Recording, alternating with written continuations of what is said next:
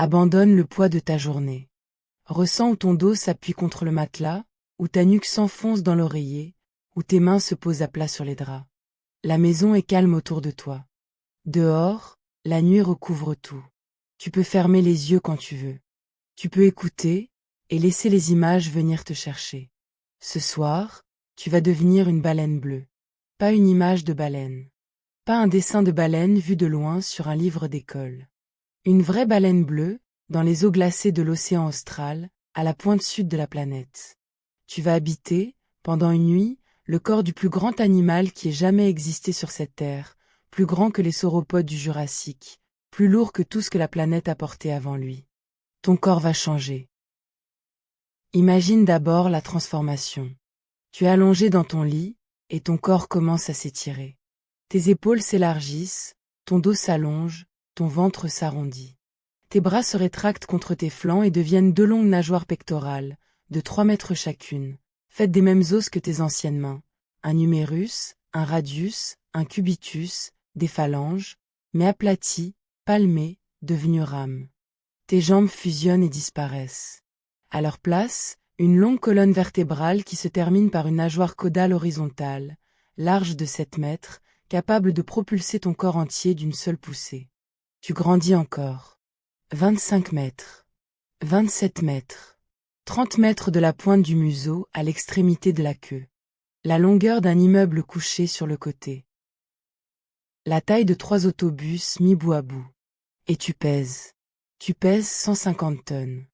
Parfois davantage, les plus grosses femelles enregistrées ont dépassé les 190 tonnes. C'est plus que 25 éléphants d'Afrique réunis. C'est plus que 2000 humains entassés ensemble.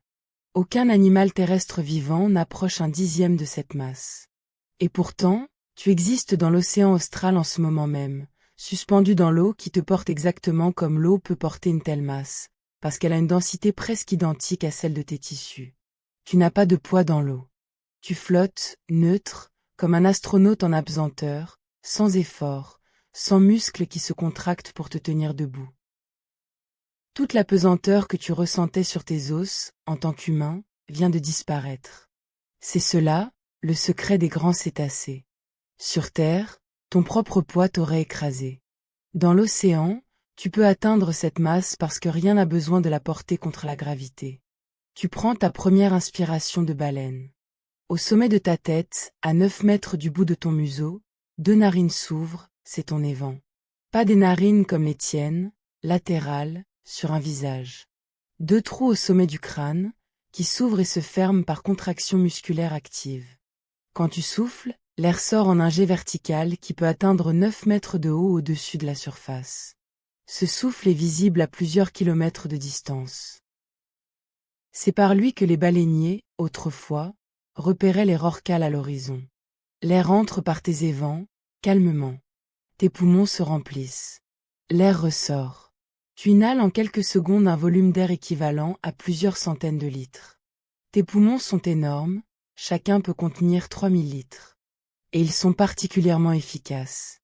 À chaque cycle respiratoire, tu renouvelles près de 90% de l'air contenu dans tes poumons, contre seulement 15% chez l'humain. C'est cette efficacité qui te permet de plonger longtemps sans manquer d'oxygène. Tu peux poursuivre.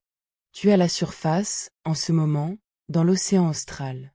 Autour de toi, l'eau est sombre, bleu acier, traversée par une houle longue et calme qui te berce sans effort. La température de l'eau est d'environ 2 degrés Celsius, presque le point de congélation. Mais tu ne sens pas le froid. Sous ta peau, une couche de graisse de 30 cm d'épaisseur t'isole comme un manteau intégral. Cette graisse, qu'on appelle le lard, représente près du quart de ton poids total. C'est elle qui te garde à 36 degrés au cœur, même quand l'eau autour de toi descendrait à 0. Tu écoutes. Aucun bruit humain ne te parvient ici. Pas de moteur, pas de ville, pas de musique. Juste le clapotis de la houle qui glisse le long de ton dos, le sifflement de ton propre souffle qui s'évapore au-dessus de l'eau, et, plus loin, parfois, le cri lointain d'un manchot empereur sur la banquise à l'horizon.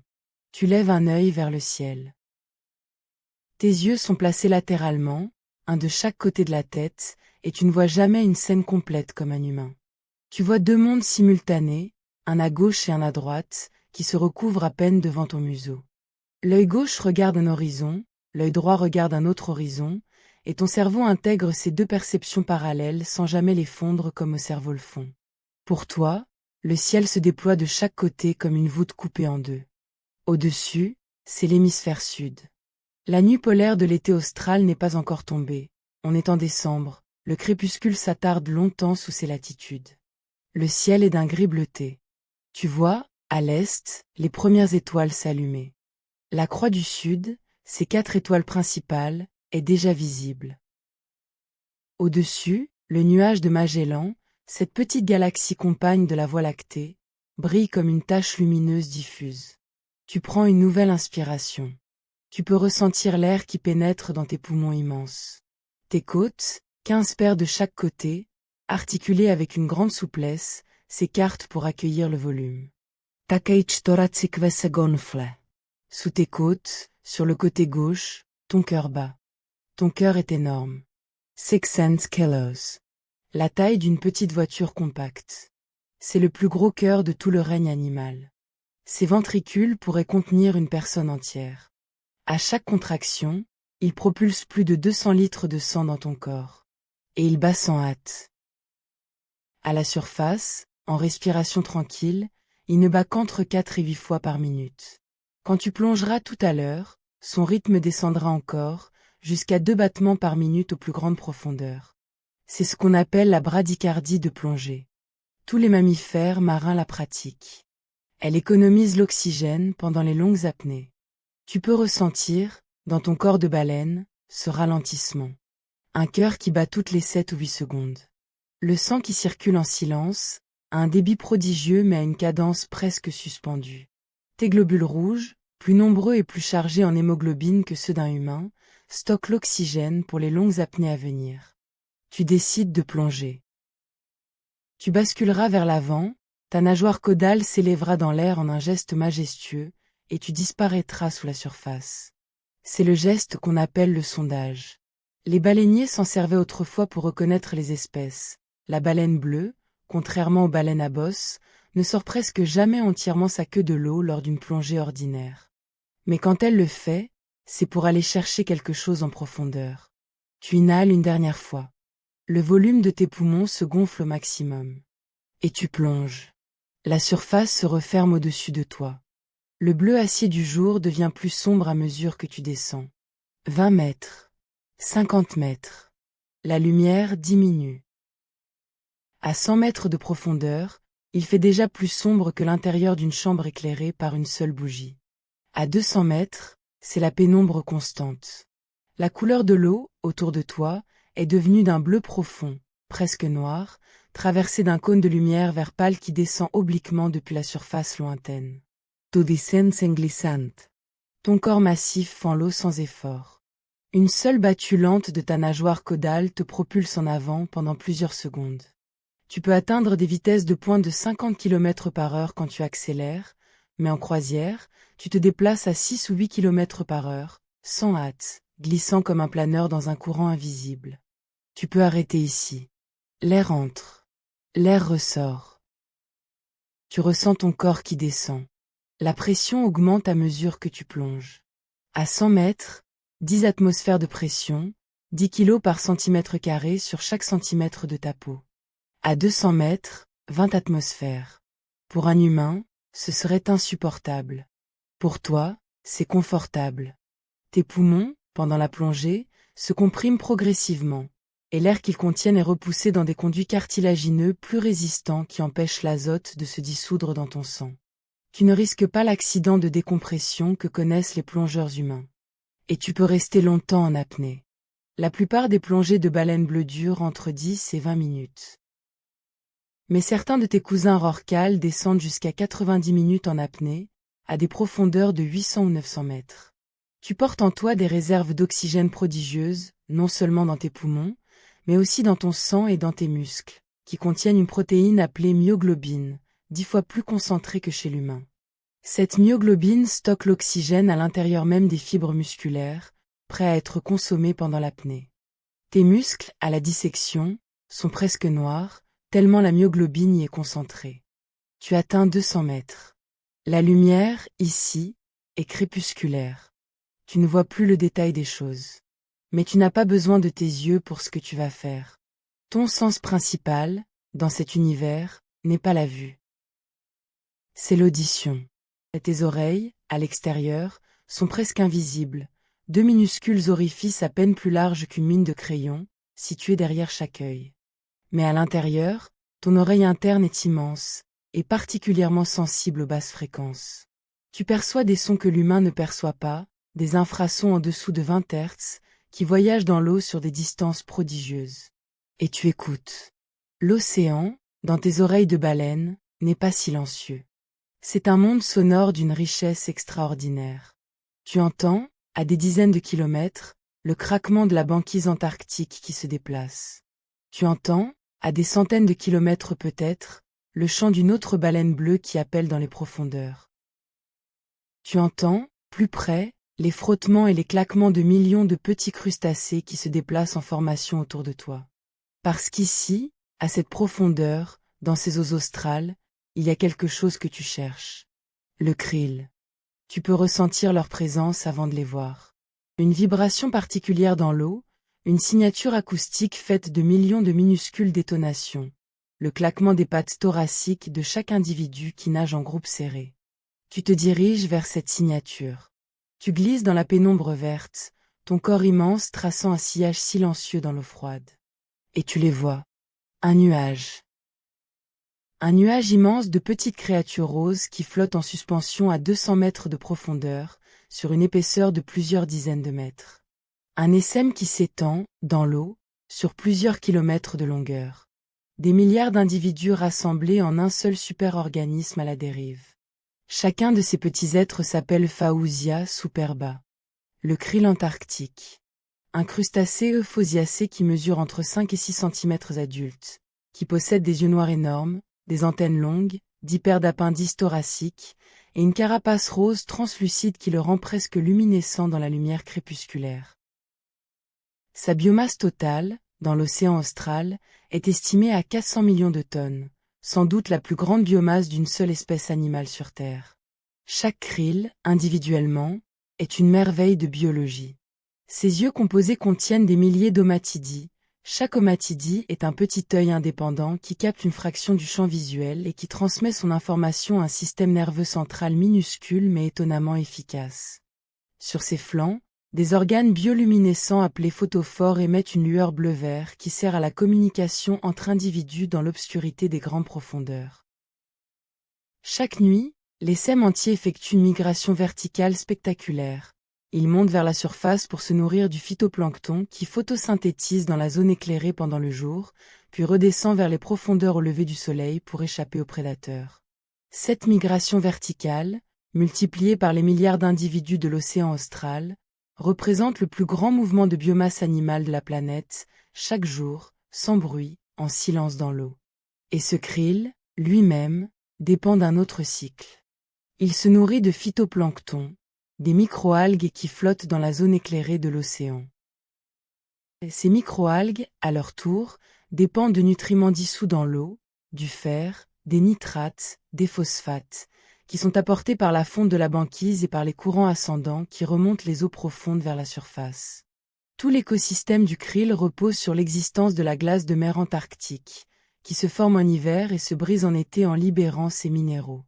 Si cette glace disparaît, comme elle est en train de le faire, sous l'effet du réchauffement climatique, le cycle entier s'effondre. Le krill diminue. Et toi, baleine bleue dépendante de 4 tonnes de krill par jour, tu perds ta source d'alimentation. C'est ta nourriture. Tu vas en avaler des tonnes ce soir. Tu accélères. Ta nageoire caudale frappe l'eau en battue plus puissante.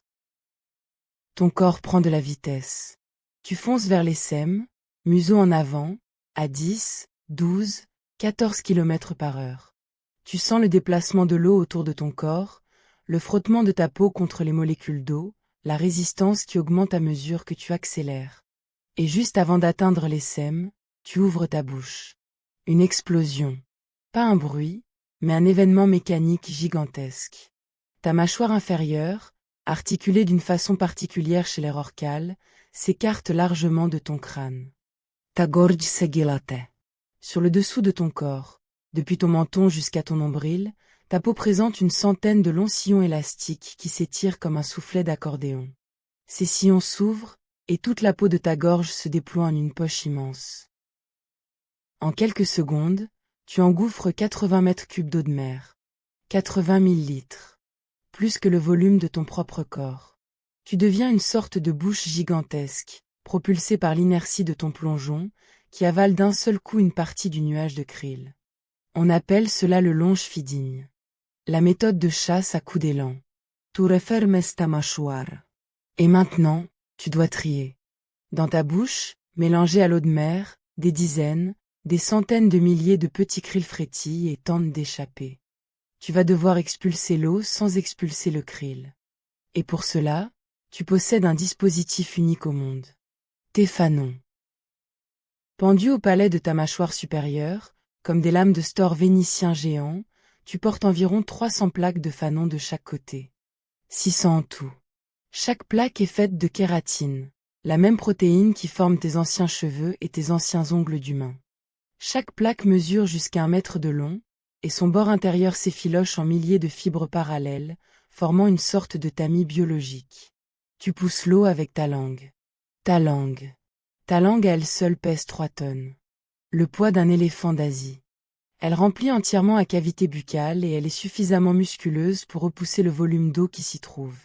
Tu la presses contre ton palais, contre les fanons.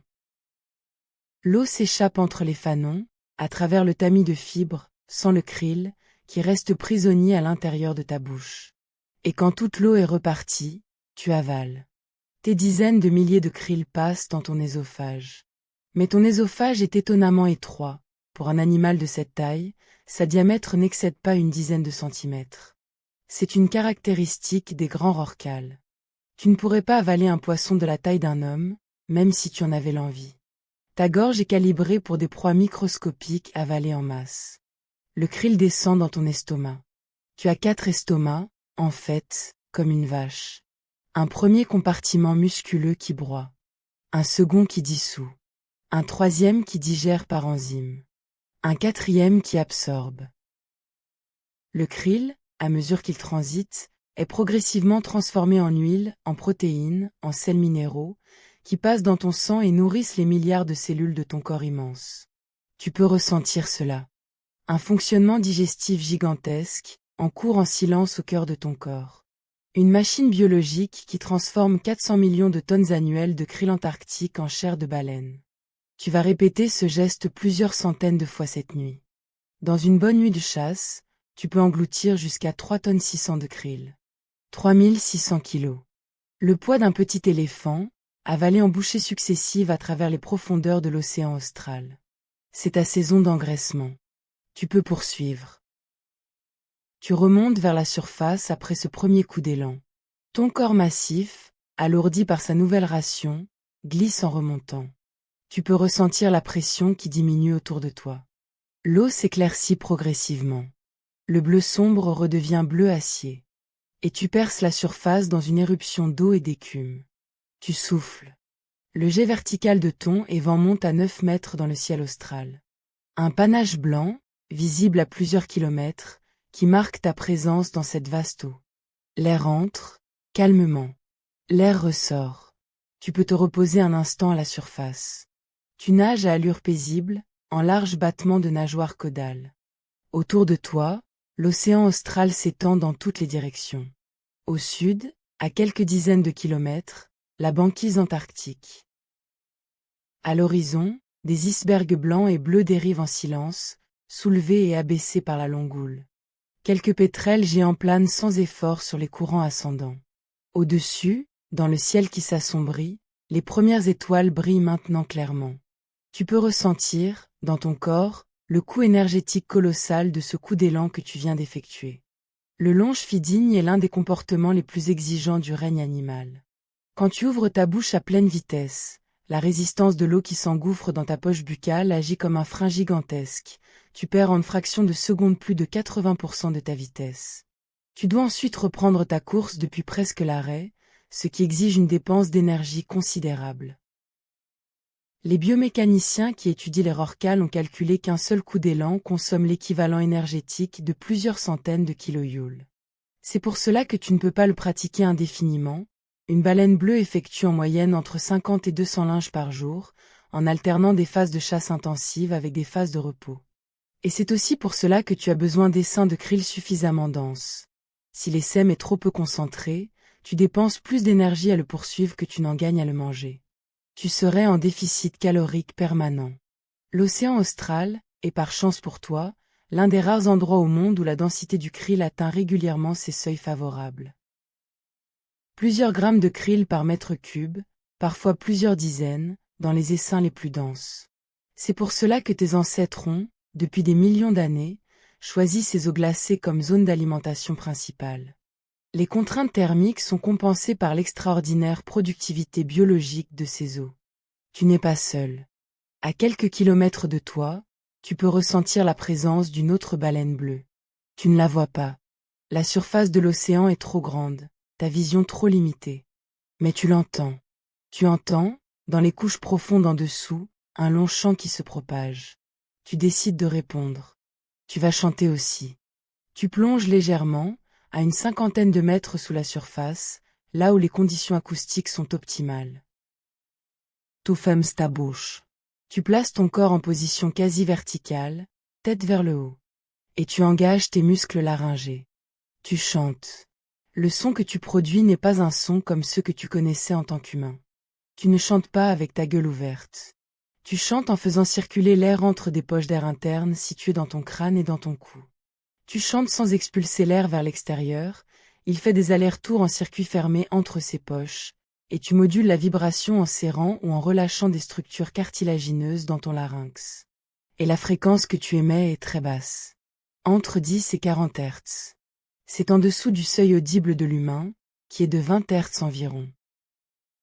Si tu étais humain, tu n'entendrais pas le chant que tu es en train d'émettre. Tu le ressentirais peut-être comme une vibration dans ta poitrine, mais tu ne l'entendrais pas avec tes oreilles.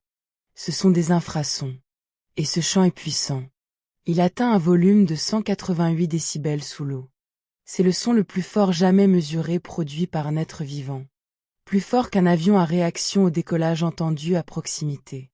Plus fort que tout ce qu'un être humain peut produire avec sa voix, même amplifiée. Et il voyage. Parce que tu chantes à une profondeur où existe un phénomène particulier. Entre 600 et 1200 mètres de profondeur, dans la plupart des océans du monde, se trouve une couche d'eau où la vitesse du son est minimale. Au-dessus, le son va plus vite parce que la pression est moindre. En dessous, le son va plus vite parce que la pression est plus grande. Au milieu, dans cette couche, il y a un creux. Et les ondes sonores qui s'y trouvent piégées se réfractent vers cette couche, comme la lumière dans une fibre optique, et voyagent sur des distances prodigieuses sans s'atténuer. On appelle cette couche le canal SS-OFAR. Ton chant, dans le canal SS-OFAR, peut atteindre une autre baleine à des centaines de kilomètres. Peut-être à plus de 1000 kilomètres dans des conditions optimales. Tu communiques, ce soir, avec des baleines que tu ne verras jamais, dont on ne connaît ni la position ni le visage, mais qui entendent ton chant comme tu entends le leur. Tu peux ressentir cela.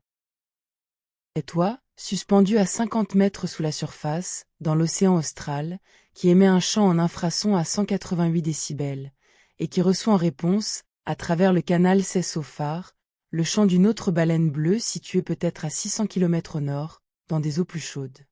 Une communication est tirée à l'échelle d'un océan entier. Le chant des baleines bleues a été étudié depuis les années 60. Une expression marine américaine, William Watkin, a passé 30 ans à enregistrer les chants des cétacés dans tous les océans du monde, équipés d'hydrophones immergés. Roger Penn, un biologiste, a publié en 1970 un disque vinyle intitulé Song of the Humpback-Whale, qui a touché un large public et ouvert la conscience collective sur l'intelligence des cétacés. Avant ce disque, presque personne ne savait que les baleines chantaient. Et il y a, dans les enregistrements de William Watkin, un mystère. Depuis 1989, les hydrophones de surveillance militaire de l'océan Pacifique Nord captent régulièrement le chant d'une baleine inconnue. Sa signature acoustique est celle d'une baleine bleue, mais sa fréquence est anormale. Au lieu de chanter à 10 ou 20 Hz comme les autres bleus, elle chante à 52 Hz. C'est juste au-dessus du seuil audible humain, un son grave que les oreilles humaines peuvent percevoir. On l'a appelée la baleine 52 Hz. Personne ne l'a jamais vue. Elle voyage seule à travers le Pacifique Nord, suivie d'année en année par ses signaux acoustiques captés par les hydrophones. Et elle chante à une fréquence qui n'est utilisée par aucune autre baleine connue. Aucune autre baleine ne lui répond dans sa langue. Aucune autre baleine ne semble même pouvoir l'entendre clairement, parce que sa fréquence est en dehors de leur gamme de communication. Certains pensent que c'est une baleine hybride, peut-être un croisement entre une baleine bleue et un rorqual commun. D'autres pensent qu'elle a une malformation de son larynx. D'autres encore pensent qu'elle représente une population résiduelle d'une espèce inconnue. Personne ne sait. Mais chaque année, depuis 35 ans, elle continue de chanter dans le Pacifique Nord. Et personne ne lui répond. Tu peux y penser, en cet instant, suspendu dans ta propre Australe. Quelque part loin, à des milliers de kilomètres au nord, une autre baleine chante seule, depuis des décennies, sans jamais recevoir de réponse. Tu peux arrêter ici. L'air entre. L'air ressort. Tu reprends ton chant. Tu peux émettre une séquence de tonalités qui dure plusieurs minutes, un long appel répété à intervalles réguliers. Tu peux ressentir, dans ton corps, la vibration des basses fréquences qui font trembler tes côtes, qui font résonner ta cage thoracique, qui se propagent dans tes os comme dans une caisse de résonance gigantesque. Tu deviens, pendant ces minutes, un instrument vivant qui joue à l'échelle d'un océan. Et tu ressens, en retour, le chant lointain de l'autre baleine. Une présence acoustique sans visage, sans contour, sans corps visible. Juste une présence sonore.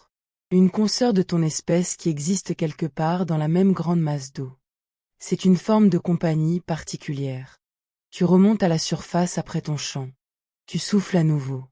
Le panache de 9 mètres s'élève dans le ciel. L'air entre, calmement. L'air ressort. Tu poursuis ton voyage. L'océan austral est vaste. Tu peux nager pendant des heures sans rencontrer un seul autre être vivant de ta taille. Ton territoire saisonnier s'étend sur des centaines de milliers de kilomètres carrés, une zone d'alimentation où tu reviendras d'année en année, été après été, pour engraisser sur le krill. Parce que ton année n'est pas comme celle d'un humain. Ton année est divisée en 2 grandes phases. L'été austral, de novembre à avril, tu le passes ici, en zone polaire. Les eaux y sont froides, riches en nutriments, et le krill y prolifère en quantité astronomique. Tu manges. Tu manges jusqu'à 3 tonnes 600 par jour. Tu accumules une couche de graisse qui peut atteindre 40 cm d'épaisseur sur tout ton corps. Tu te prépares à la disette. Puis vient l'automne austral. Tu commences à migrer vers le nord. Tu vas parcourir entre 4000 et 8000 km en quelques semaines.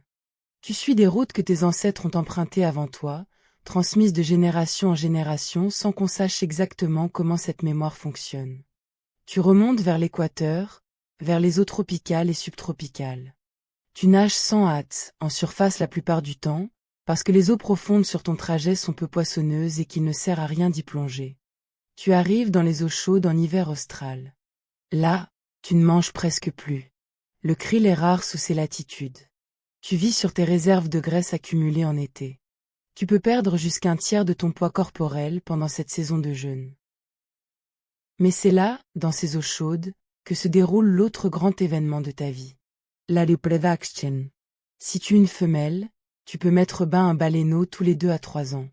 La gestation dure 11 mois, presque autant que celle d'un éléphant. Et le baleineau qui sort de toi est déjà gigantesque à la naissance. 7 mètres de longueur. 2 tonnes 500.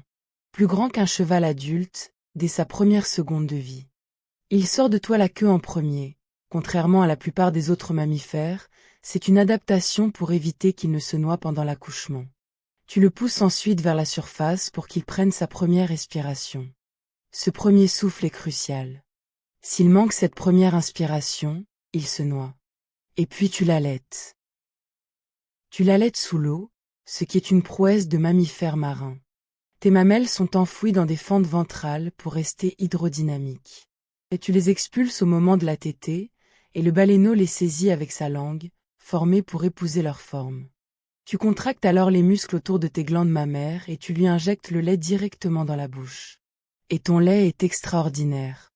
Il est à 50% de matière grasse. La consistance d'un yaourt grec très épais.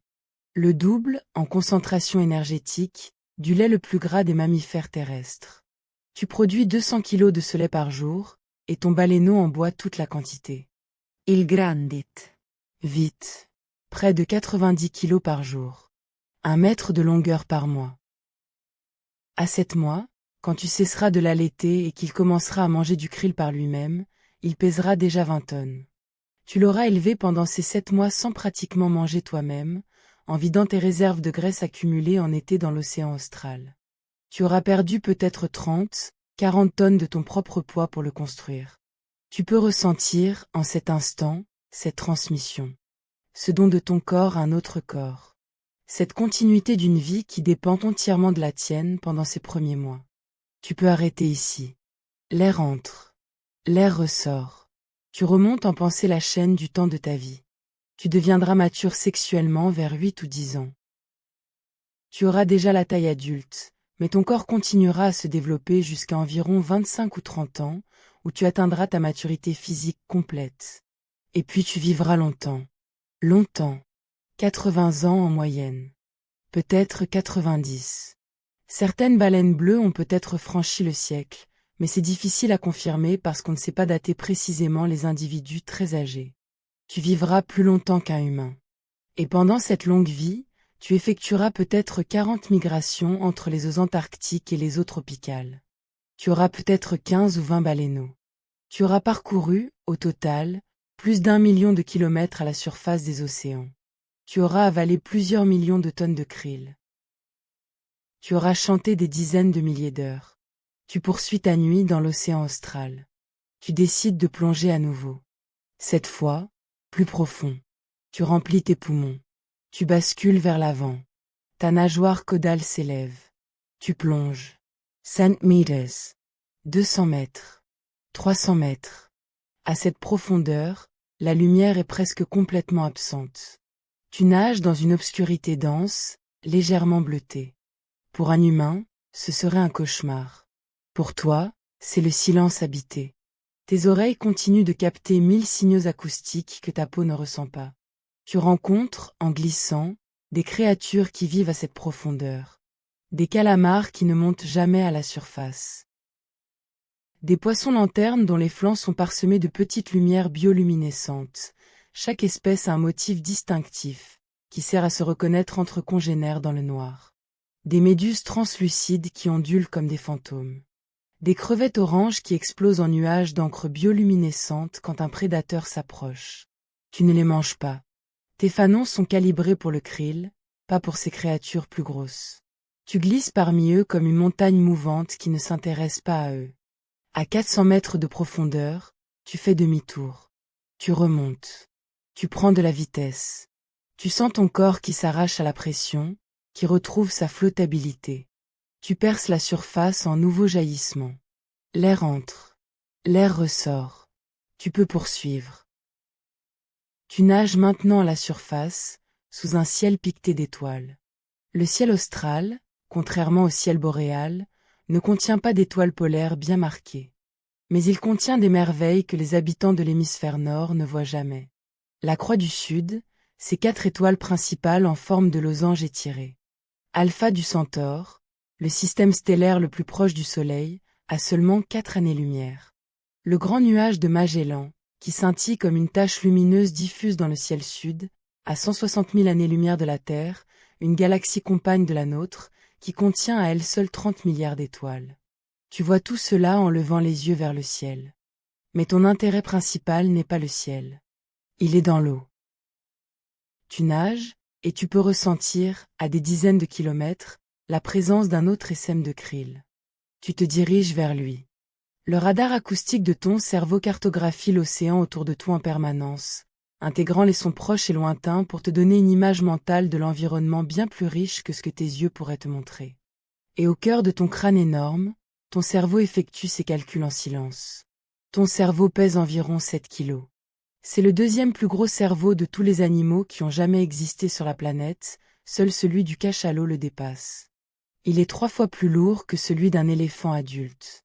Il est 5 fois plus lourd que celui d'un humain. Cela ne signifie pas que tu es 5 fois plus intelligente qu'un humain. La taille du cerveau, en valeur absolue, n'est pas une bonne mesure d'intelligence. Il faut tenir compte de la taille du corps, de la densité neuronale, de l'organisation des aires cérébrales. Mais ton cerveau possède quelque chose de remarquable. Il contient des neurones particuliers qu'on appelle les neurones de von Economo. Aussi appelées cellules en fuseau, ces neurones ont une forme allongée caractéristique. Ils sont présents dans des aires du cerveau associées à la cognition sociale, à la conscience de soi, à l'empathie. Pendant longtemps, on a cru qu'ils étaient propres aux humains et aux grands singes.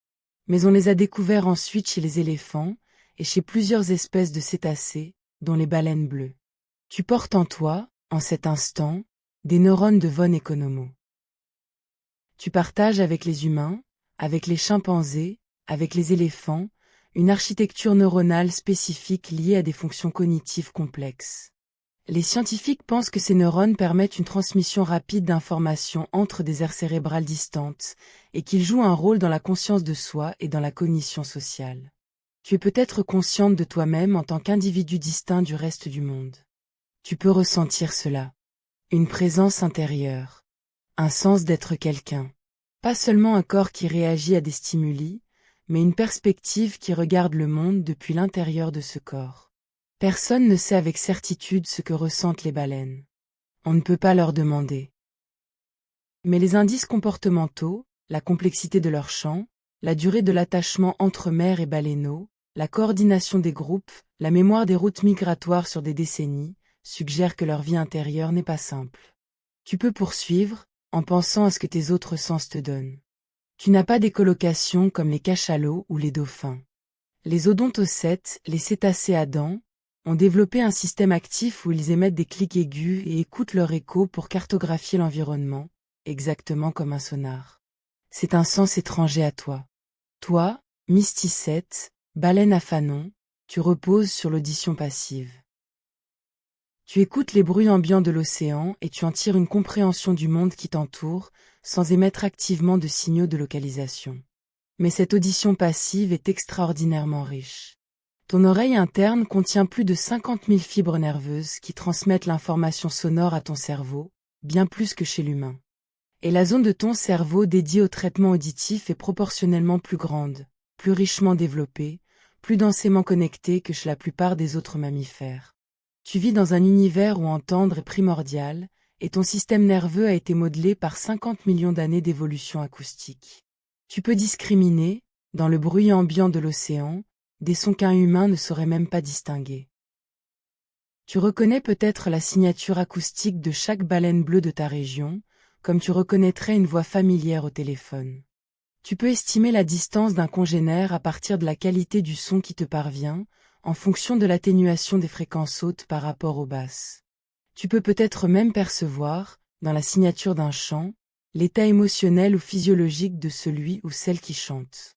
Quant à ton odorat, il est presque inexistant. Tes ancêtres terrestres possédaient un système olfactif développé, comme tous les mammifères carnivores. Mais en retournant à la mer, tes ancêtres l'ont progressivement perdu. Il ne sert à rien de sentir l'air quand on respire en surface pendant quelques secondes toutes les 20 minutes. Tes bulbes olfactifs ont rétréci au cours de l'évolution. Tu sens à peine. Certains pensent même que tu ne sens pas du tout.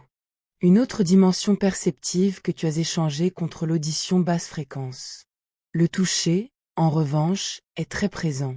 Ta peau, malgré son apparence lisse et son épaisseur, est traversée par d'innombrables terminaisons nerveuses sensibles à la pression et au courant d'eau. La région autour de tes évents, en particulier, est extraordinairement sensible. C'est elle qui te permet de détecter le passage des bulles d'air et de coordonner précisément l'ouverture et la fermeture de tes narines au-dessus de la surface. Les nageoires pectorales, elles aussi, sont riches en récepteurs tactiles, et elles participent peut-être à la communication entre individus lors des phases d'accouplement ou de soins du baleineau. Tu peux poursuivre. Tu glisses, sous les étoiles australes, en pensant à tes ancêtres. Parce que tu n'as pas toujours été baleine. Il y a 50 millions d'années, tes ancêtres marchaient sur la terre ferme. Sur 4 pattes. Ils n'avaient rien de marin. C'étaient des mammifères carnivores ressemblant à des loups, qui chassaient en bord de mer ou dans les rivières. Le plus ancien ancêtre identifié des cétacés s'appelle Pachycetus. On l'a découvert au Pakistan, dans des roches vieilles de 50 millions d'années. Il avait la taille d'un loup, des dents pointues de prédateur, et il vivait sur la terre. Mais son oreille interne portait déjà une structure osseuse particulière, l'involucrum, qui est aujourd'hui unique aux cétacés. C'était le signe que sa lignée allait, peu à peu, retourner à l'eau. Quelques millions d'années plus tard, vers moins 49 millions d'années, est apparu Ambulocetus, la baleine qui marche. Un mammifère amphibie, qui passait probablement autant de temps dans l'eau que sur terre, comme une loutre géante ou un crocodile. Il avait encore des pattes, mais il nageait déjà par ondulation de la colonne vertébrale dans un plan vertical, exactement comme tu nages aujourd'hui. 5e moins 40 millions d'années, est apparu Basilosaurus, le roi saurien, mal nommé parce qu'on l'avait d'abord pris pour un reptile. Il était entièrement aquatique. Il mesurait jusqu'à 20 mètres de long. Il avait perdu ses pattes antérieures et il ne lui restait que de petites pattes postérieures vestigiales, 20 fois plus petites que son corps, qui ne lui servaient plus à se déplacer. Ces pattes vestigiales ont fini par disparaître complètement chez tes ancêtres directs. À partir de moins 34 millions d'années, les cétacés se sont scindés en deux grandes lignées.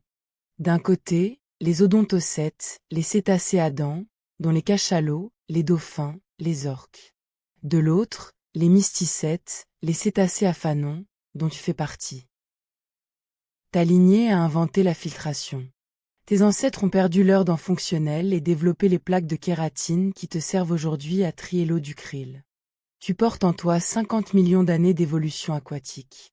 Et tes nageoires pectorales conservent encore, dans leur squelette, les os de la main d'un mammifère terrestre, humérus, radius, cubitus, phalange.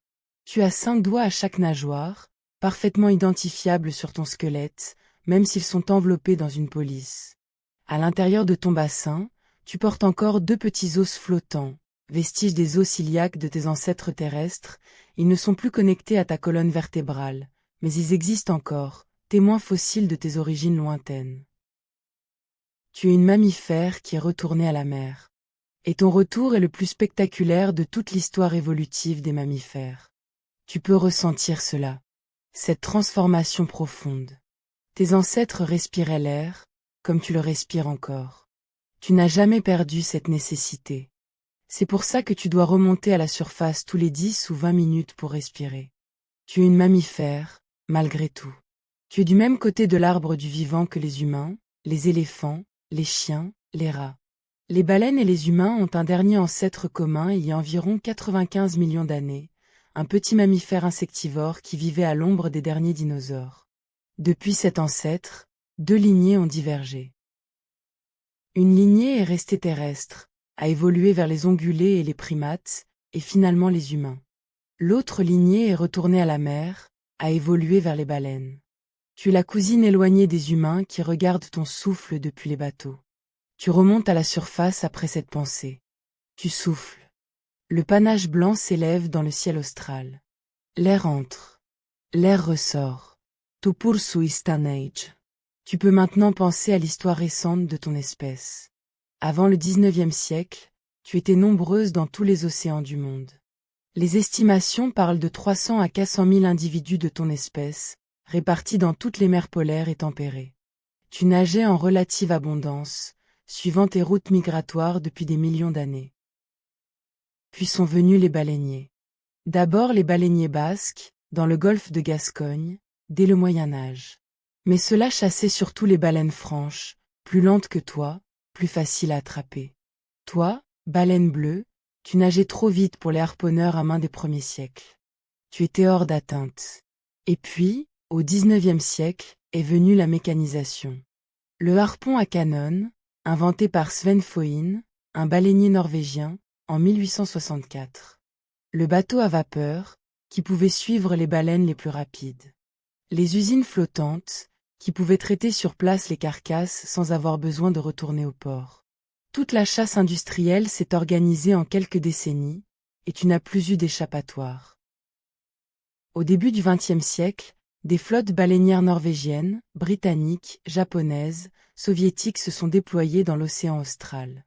Elles ont massacré des centaines de milliers de baleines bleues, pour leur huile, pour leur fanon, pour leur viande, pour les engrais qu'on tirait de leurs os. Dans les années 30, près de 30 000 baleines bleues étaient tuées chaque année dans le seul océan austral. La population a chuté en cascade. Au milieu des années 60, il ne restait peut-être plus que 5 000 baleines bleues dans tous les océans du monde. Moins de 2% de la population originelle.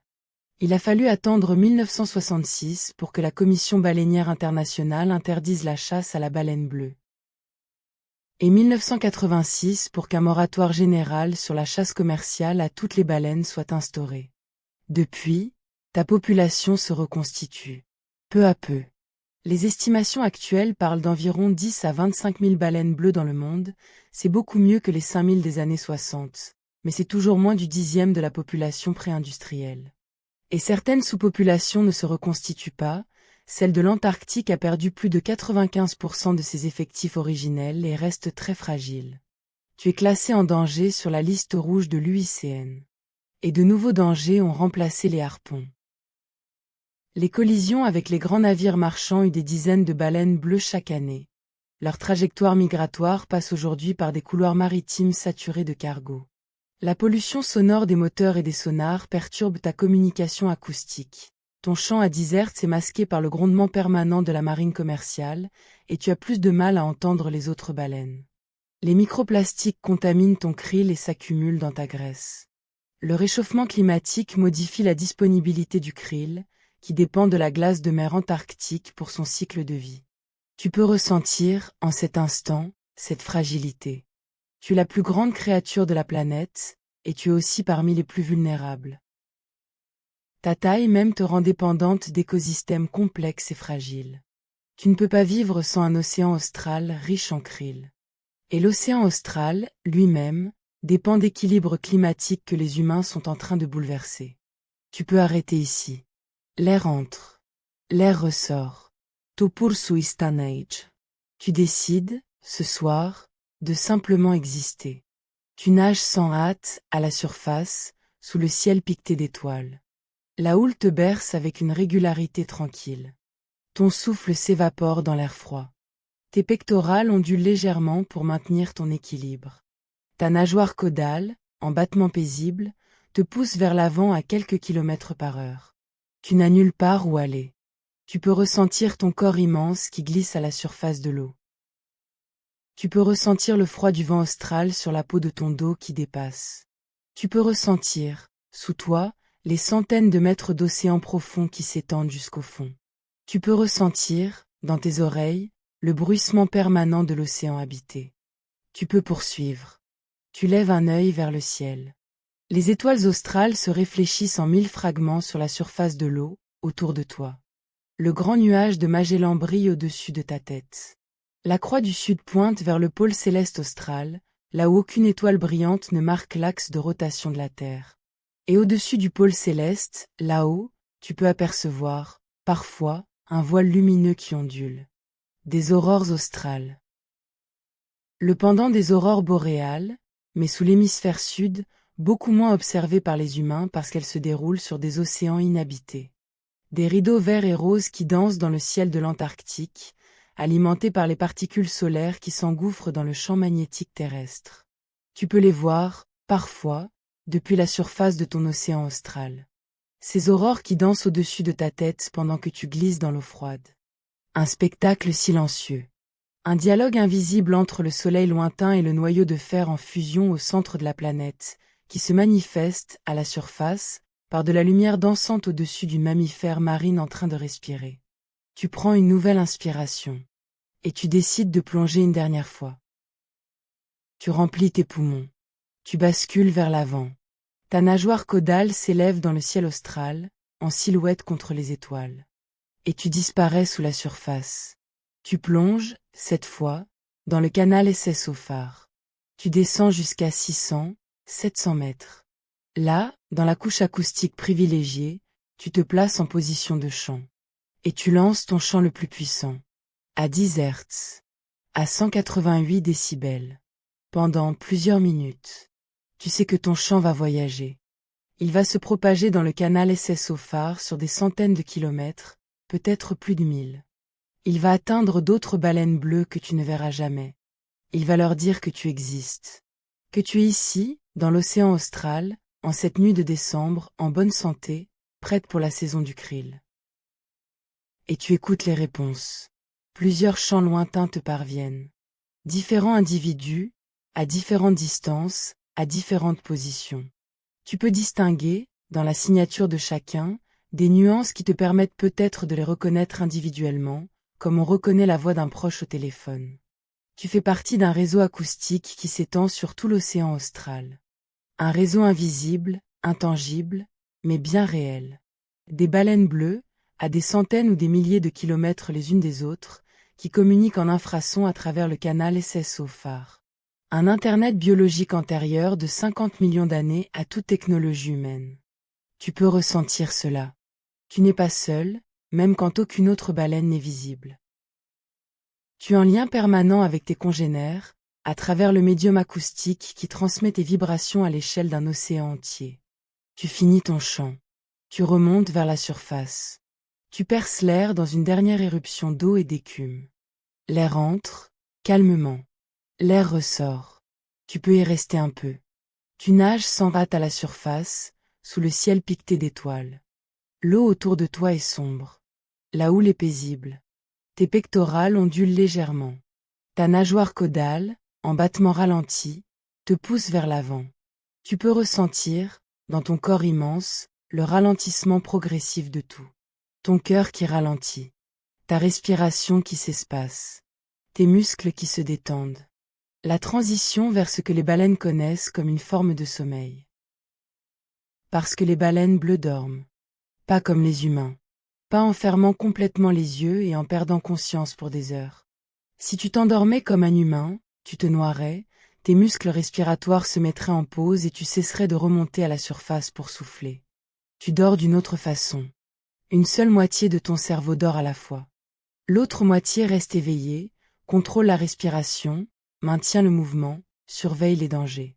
C'est le sommeil uni-hémisphérique qu'on observe chez tous les cétacés. Ton hémisphère gauche dort pendant 1 heure ou 2, puis prend le relais et laisse l'hémisphère droit dormir à son tour. Ainsi, tu peux dormir sans jamais cesser de respirer, sans jamais perdre conscience de l'environnement. Tu peux ressentir cela. Une moitié de ta conscience qui s'apaise, qui se relâche, qui glisse vers le repos. L'autre moitié qui reste vigilante, qui maintient les fonctions vitales, qui te garde flottante à la surface. Tu peux le ressentir comme un demi-sommeil. Une présence qui se dédouble. Une partie de toi qui se repose, une partie de toi qui veille. Tu ne fermes même pas les 2 yeux à la fois. L'œil de l'hémisphère qui dort se ferme, l'œil de l'hémisphère qui veille reste ouvert. Si tu te regardais dans un miroir, chose que les baleines ne peuvent pas faire, tu verrais une baleine à un œil ouvert et un œil fermé, en train de glisser à la surface, à demi consciente, à demi endormie. Tu poursuis ta nuit ainsi.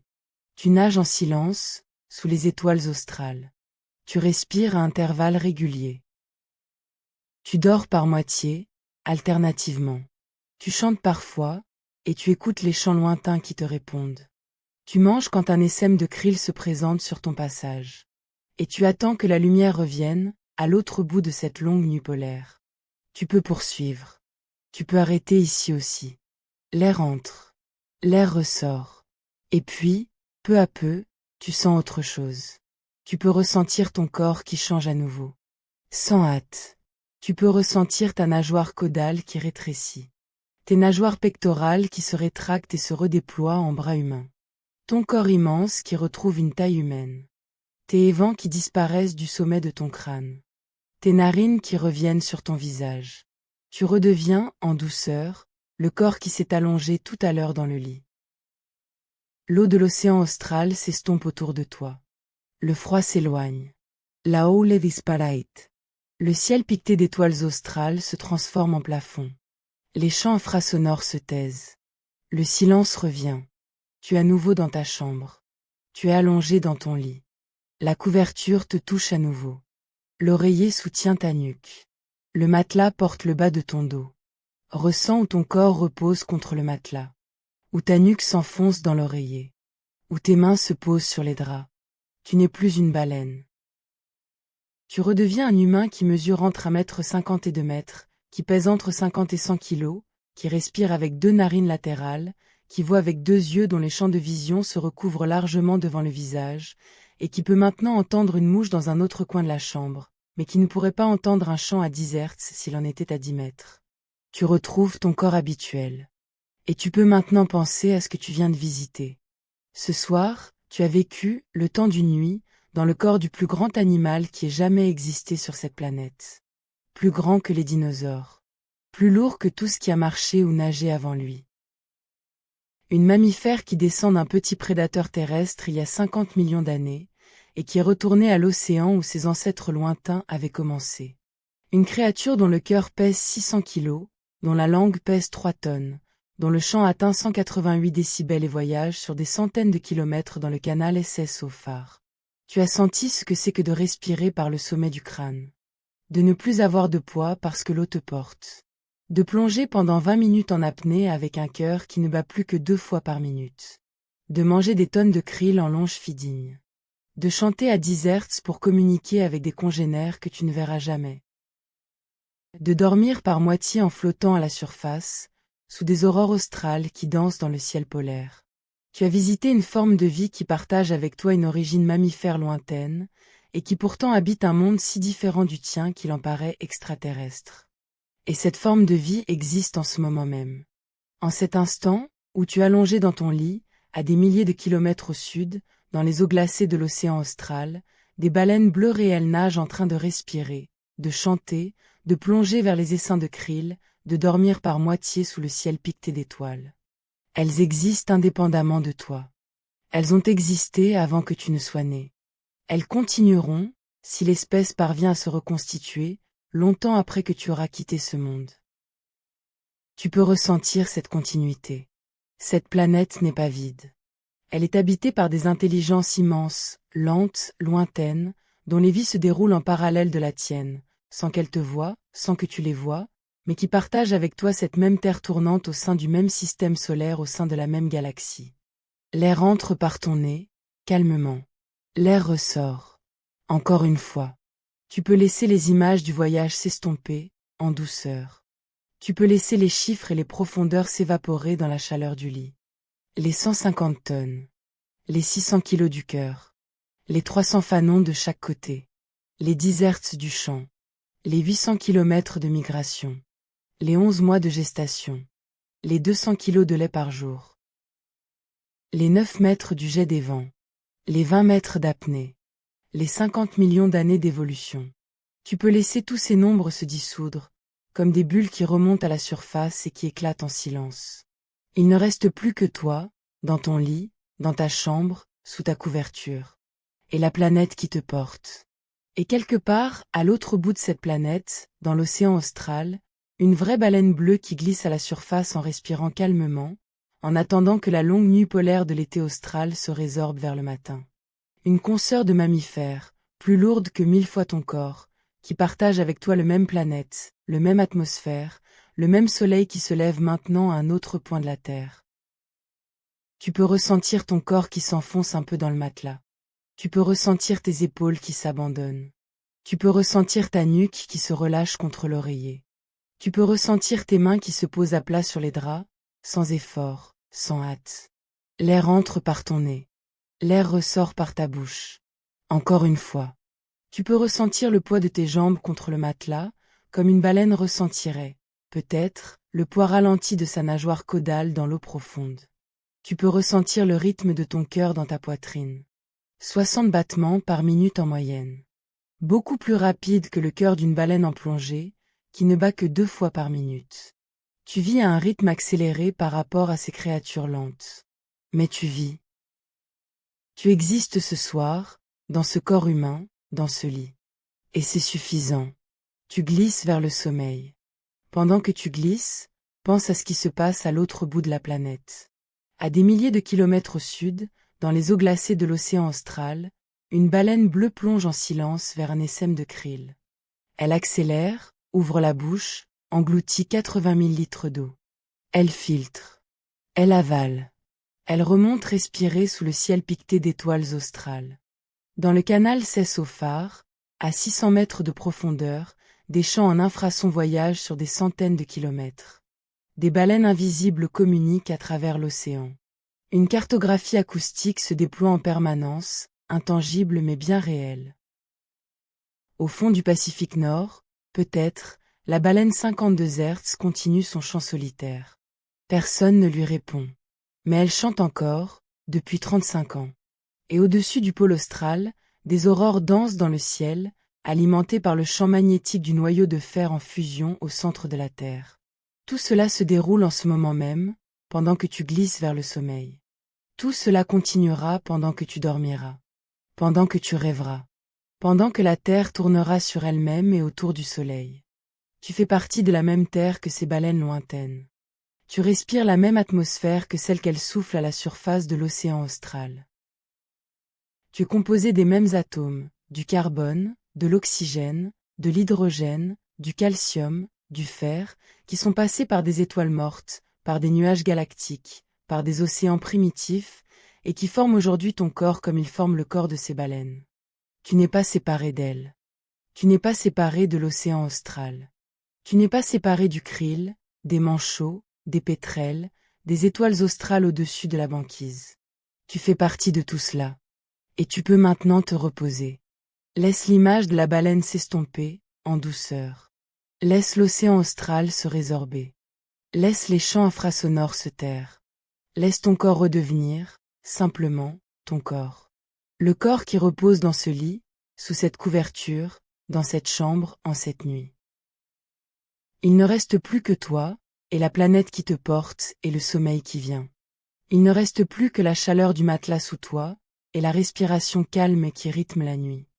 Il ne reste plus que ce moment fragile, à la surface d'une planète habitée par d'immenses créatures dont tu partages l'origine biologique lointaine. Et c'est suffisant. Tu glisses, sans résistance, vers l'endroit où tu as toujours été. L'air entre. L'air ressort. Et la baleine bleue, à l'autre bout du monde, continue de chanter dans le canal SS au phare. Bonne nuit.